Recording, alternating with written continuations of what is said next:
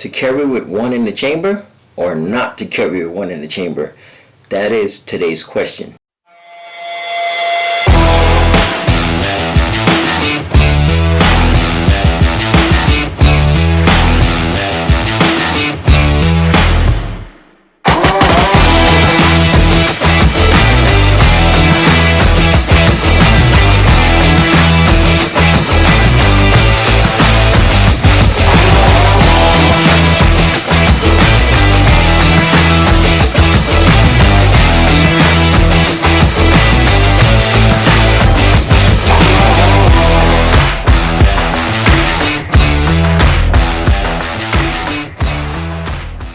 Alright, so this has been a debate for many moons. Is it safe to carry one in the chamber? Are you comfortable enough to carry with one in the chamber? Before we move on to that, I just want to give a quick announcement. The 3 major rules to follow to avoid accidental discharges with your firearm is 1. Keep your finger off the trigger. 2.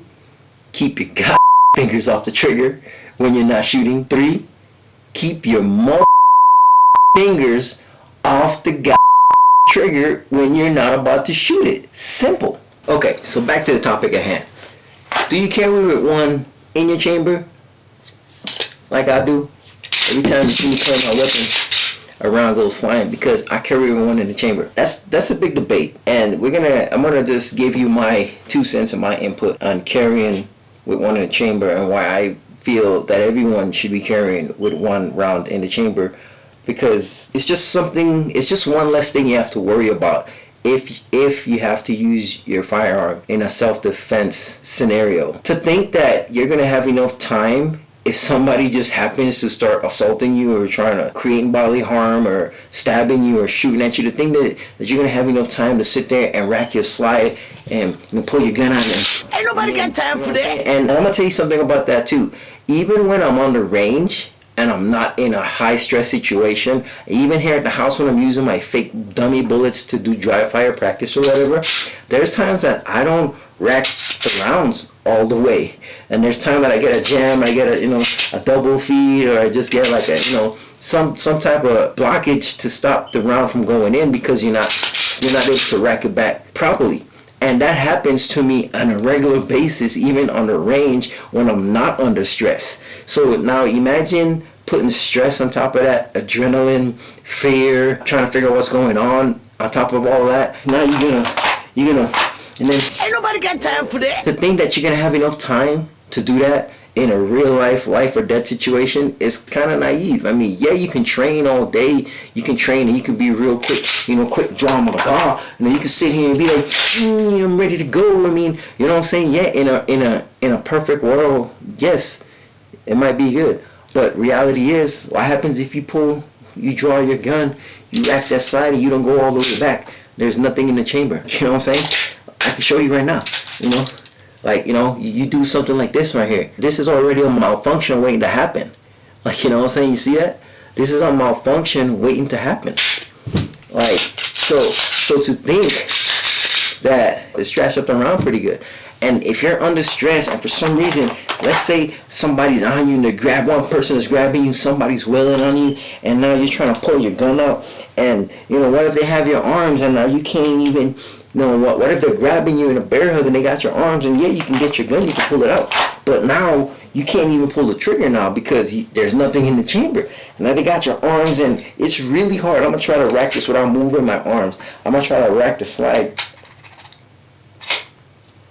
It's possible, but it's super hard. And if you don't go all the way back and charge that weapon and rack around into the chamber, you're going to be shooting blanks.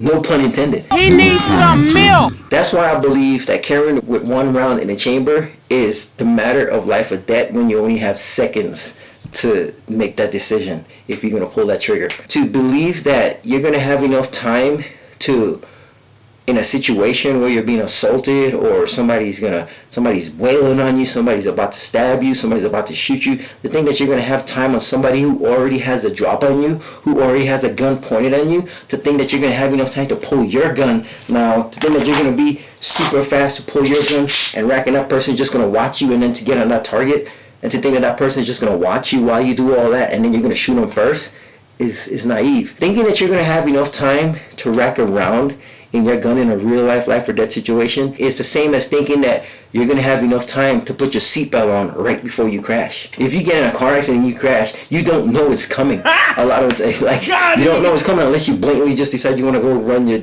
damn car off the side of a bridge or into a wall or something. But when you're getting in an accident, you don't see it coming. If you're driving and somebody just T-boned the hell out of you, you're not gonna have time to, oh snap, let me put my seatbelt on now. It's not gonna happen. And that's the same mindset that you should have, thinking that you're gonna have enough time to rack around, to pull your gun out the holster first of all, then rack around and then get on target and be able to defend yourself. That's just my 2 cents. Like I said, I'm not going to tell you how to carry. I know it's real intimidating to carry with a round in the chamber, especially if it's your first time. It's super intimidating. And I'm going to admit, when I first was carrying too, especially appendix, and I didn't carry with a round in the chamber for a while, for at least a month or so, because I just wasn't, it was new to me, so I wasn't used to the concept. To have a muzzle pointed at my junk, These nuts. was mind-blowing to me, and I was scared at first. I'm not gonna lie, I was scared. Once you carry for a while and you see that this trigger is not depressed, once you carry in a holster and you drop it and you do whatever, and you carry on your day, and then you take it out the holster and you see this trigger is depressed, it starts to, you start to think, okay, well, maybe I don't have anything to worry about. The Glocks, especially the Glocks, and why I love Glocks to carry in my EDC, it has 3 safeties on it. It has the striker safety on the inside, it has the drop safety in the back, and it has the trigger safety. So this little bar has to be pushed in order for the trigger to even engage. So if you try to pull this trigger, I'm gonna try to pull the trigger without pushing that bar. I'm gonna try to pull the trigger. The trigger is not going anywhere. It's not coming back because that little bar, a little safety, is not pushed in. So unless that's get pushed in, this trigger is not going to engage, and it's not going to drop the striker. That bar has to be pressed in order for that trigger to drop. And there's a block. I'm not going to sit here and act like I'm some mechanical Glock engineer that knows everything about ins and out of this gun.